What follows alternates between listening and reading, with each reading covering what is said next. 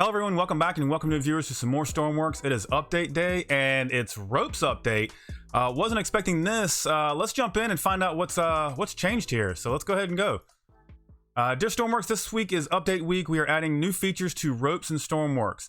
Rope inventory equipment now has a new option to set the length of the rope when placing it in first person. This makes it possible to place equal lengths of rope rather than the ropes always being sized based on the distance of the connector anchors. Interesting. You can still use the auto length mode or cycling through a series of fixed length. Interesting. I'm going to want to try this out. Ropes will also be destroyed when the rope anchors take damage. If you are using ropes for structural or tethering purposes, this means your vehicles will react to damage in a new way, making their response to damage a little richer. That's actually kind of cool. That gives some more playability in the game, I guess. Ropes are also now less elastic or stretchy. That's great, particularly with heavier objects. If you're using ropes to attach vehicles together using an intermediate connector or block, we recommend either skipping the intermediate connector block or adding weight blocks to it. This will improve the rope's simulation stability and make the ropes less stretchy.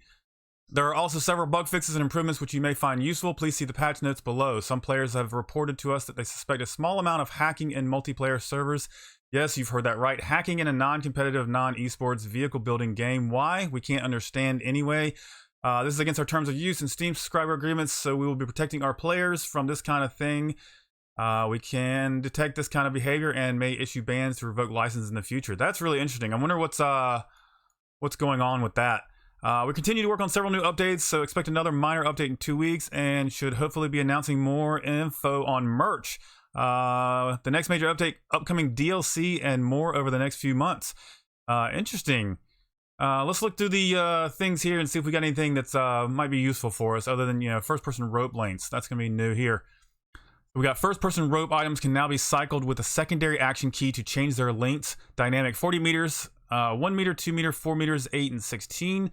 The dynamic 40 meter behavior represents the old auto spooling behavior where the length is set when attached to a second anchor. Okay, that's how we're used to playing it. All other lengths represent new non-elastic lengths. That's interesting. So I guess you'll be able to set one from the other and have a more saggy rope versus a more tight rope. So that's going to be kind of cool, especially on builds where you want it to be less tight, and people who've been using winches to kind of extend that rope out maybe won't have to be using winches now. So that's something I'd like to see. Again, we'll be testing it. Ropes, hoses, and cables are now less elastic and behavior more consistently with high mass bodies. Ropes, hoses, and cables will now snap when their anchor is damaged. Ropes will return to the default dynamic length when detached and picked up by a player. Improved handling of ropes for unloading and loading vehicles. I wonder if there's going to be some less lag and less physics calculating on this, or if this is going to be heavier on the system here. Animal biting characters, releasing character physics partially underground. Interesting. Fixed creatures being unplaceable in seats, correctly move creatures from seats on death for clients. Animals revived with the defib, killing multiplayer clients with physics collision on bite.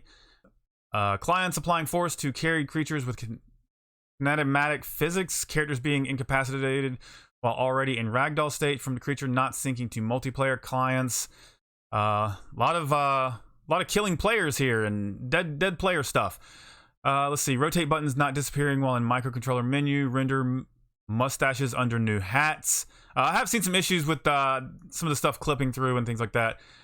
Fixed Safari melt mesh. Okay, that's a clothing thing. Reactors now consider all fluid types when determine fluid volume to heat. Previously just water and seawater, leading to unexpected behavior. C4 on vehicle, Twilight Zone for clients, and several uncommon physics crashes. Notes for add-on Lua. Due to the new ropes change, it is no longer possible to create ropes with a length less than the attached distance, and this may affect some existing scripts using spawn vehicle rope. Okay. For distances less than 40 meters, you should still be able to pass length 0 to automatically create a rope using the distance between anchors and length. All right. All good stuff. Let's go check it out. All right, let's check this out. I've got kind of a little demo board here set up, I guess. Let's go ahead and grab ourselves a rope. All right, so you can see above the rope, it's actually got a 40 meters on that. And I think that's the one where it sets to default. So if we were to connect that up to here, go ahead and test that. That is our standard, whatever the distance is, it stays that way. So if we grab another one here, and I'm guessing, it doesn't say, but I'm gonna guess B cycles through it. Yes, okay, B cycles through it. Can we do 8 meters? Let's do 16 first. Let's see what that does for us. Is that gonna be really loose and dangly here?